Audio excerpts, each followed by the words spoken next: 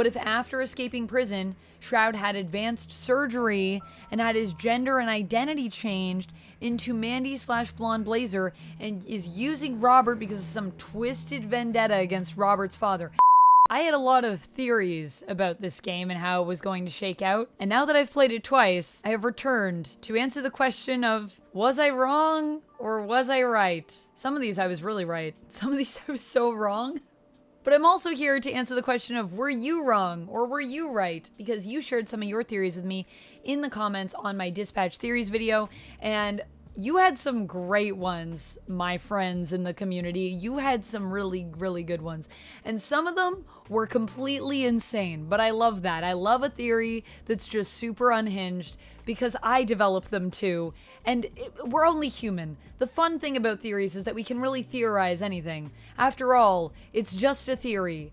A game theory. I don't think I can say that. I'm pretty sure game theorists will come for me. Let me know what some of your favorite theories on this game were, and what are some of your theories for season 2, because I might be back with a video where we talk about a potential season 2 and what we could expect to see in there, and I want to know what you're thinking about it. All right, let's start off with Shroud was the real hero and was forced to kill Astral in self-defense and has been working to take down the corrupt SDN, and the Red Ring are actually the good guys of the story. Wow, Amanda, that's a pretty crazy theory. I was very wrong about that.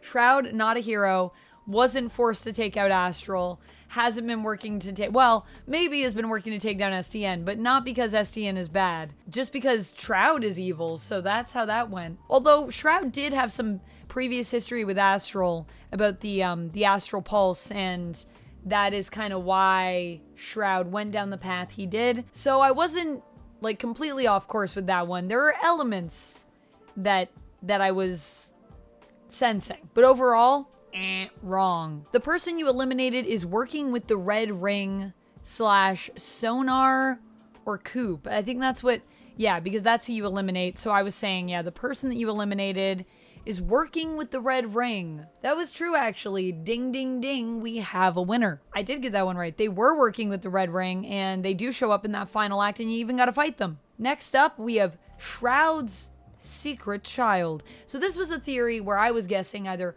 Blonde Blazer or maybe Waterboy or maybe Invisigal was going to be revealed as Shroud's secret child. None of those people were Shroud's secret child. That one was wrong.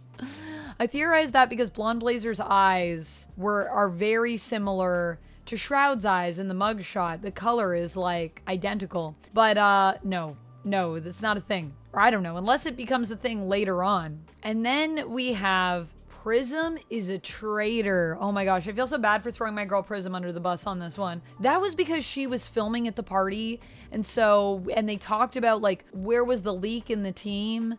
We never came back to that. Was there a leak in the team? I don't know. Maybe that'll be something we could explore in a season 2 if we get one. But as of this game, there was no traitor, so that was wrong. Chase and Invisigal have a backstory which will be revealed in episode 7. It's very specific. That was because Chase seems to have a very specific vendetta against Invisigal, and so I was wondering if they had some kind of history beyond this game. And the answer is no, there was no history established. Episode 7 was not about the backstory of Invisigal and Chase. It was about the backstory of Robert and Chase, and made me feel so many feelings and cry many tears. So it was still a great episode, but my theory was wrong. Another theory, Chase is gonna die. Wow, that theory was wrong. Chase survives. Not only does he survive, but he becomes the new Blonde Blazer for a time, at least. He'll probably have his own name. I don't think he's going to be called Blonde Blazer. He survives because Mandy gives him her powers with her gem, which I also thought was cool in my second playthrough because I didn't romance Blonde Blazer in my second playthrough. And it's crazy because I was like, wow, you really wouldn't be expecting that to happen if you weren't romancing Blonde Blazer, because you wouldn't even know that her powers are attached to the gem and she has like 2 different forms. So when that's all revealed to you at the end of the game, if you romanced Invisigal only, That would probably be pretty surprising. My next theory was Invisigal was part of the Red Ring and helped to take us down at the beginning of the game. She was there. Did she plant the bomb? Maybe, I thought. That was correct. Ding, ding, ding. Although I did have a little bit more on that theory where I theorized that Invisigal and Toxic used to date. I created this whole like romance in my mind for them that she was trying to get clear of because he calls her babe. Well, he says babe to someone, and then we later find out it is Invisigal because she was there. But that is not the case. I was trying to connect dots that maybe didn't exist. Although I don't know, maybe they do have a history and we just haven't gone into it yet. It's possible. And finally, my last theory before I get into some of yours was, in the end, you can become a villain as Mecha Man by killing Shroud. Gotta say, killed Shroud, still feeling pretty heroic. I do have to take some time off from SDN, which I understand as a Mecha Man. That makes sense. But, you know, didn't lose the girl because of it. Everyone's still friends with me. Chase is super pro my decision. So I still feel pretty heroic overall. Sometimes you gotta kill. When beef is threatened, I must take action. Now let's get into a few of your theories and see how you all did. So I got, how many of these did I get right?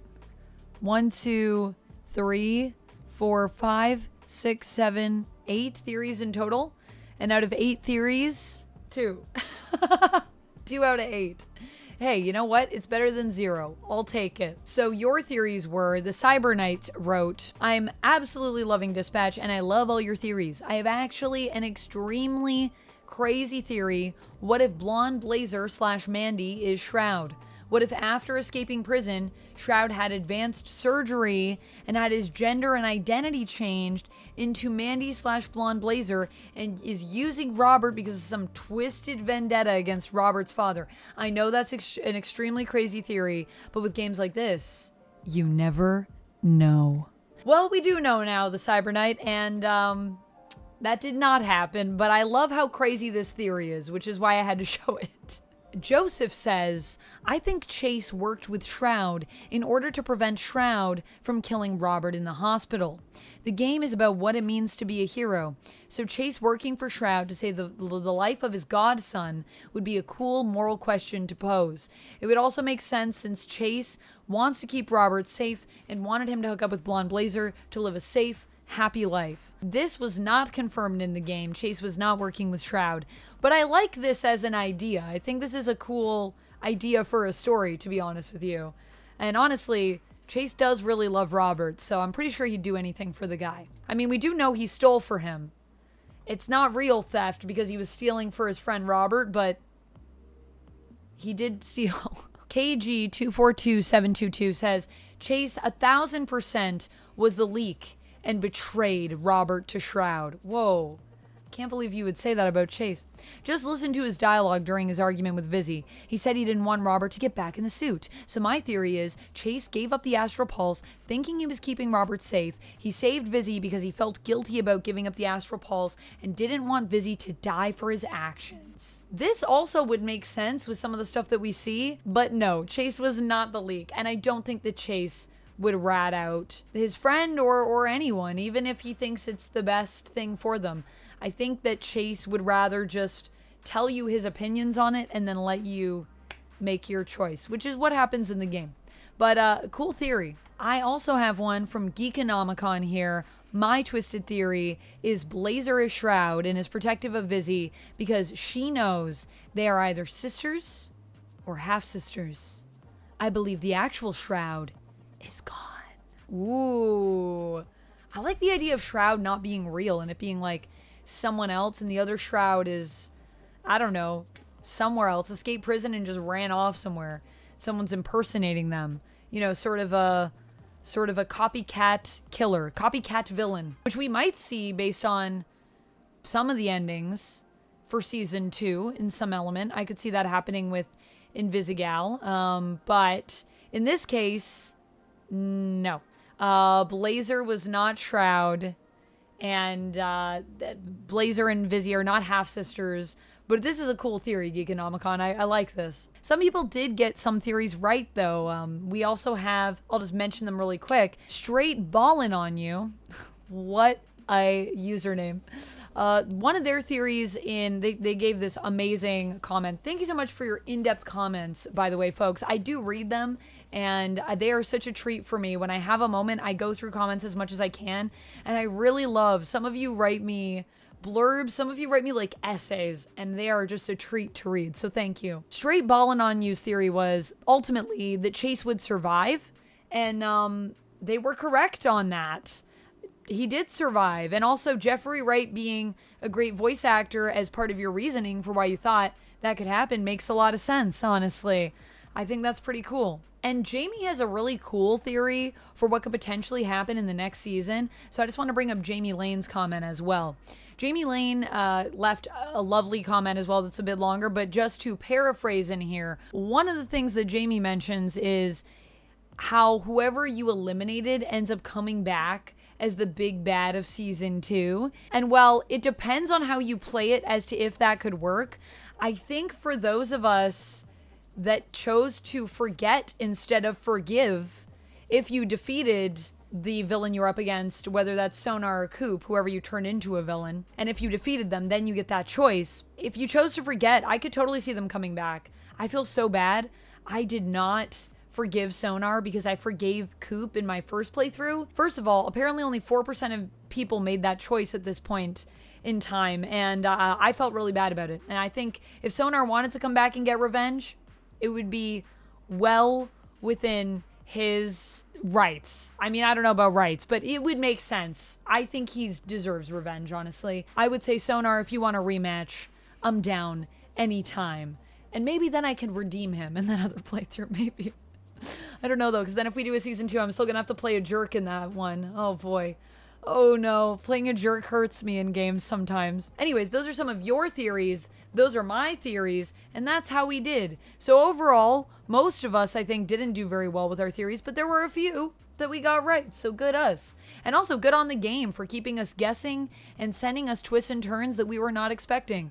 That is my favorite thing to experience in games like this. So let me know if you have any theories for if we get a potential season 2 down in the comments below. And I also want to know, for some of these characters, obviously we're in a superhero world.